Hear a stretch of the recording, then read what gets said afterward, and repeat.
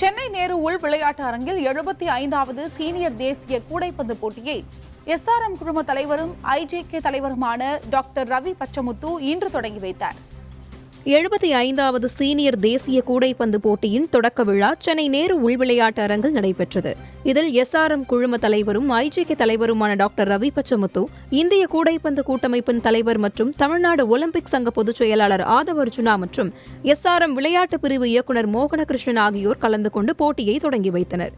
இந்த போட்டியில் பங்கேற்பதற்காக இந்தியா முழுவதும் இருந்து 34 ஆண்கள் அணி, 31 பெண்கள் அணி என மொத்தம் 65 அணிகள் பங்கேற்றுள்ளன. 110 லீக் போட்டிகள் கொண்ட தொடரில் இறுதிப் போட்டியானது ஜனவரி 11ஆம் நாள் நேரு உள்விளையாட்டு அரங்கில் நடைபெறவுள்ளது. இந்த போட்டிகளுக்காக எஸ்ஆர்எம் பல்கலைக்கழகம் மற்றும் வடபழனி சிம்ஸ் மருத்துவமனை சார்பில் மருத்துவம் மற்றும் போக்குவரத்து வசதிகள் ஏற்பாடு செய்து தரப்பட்டுள்ளது.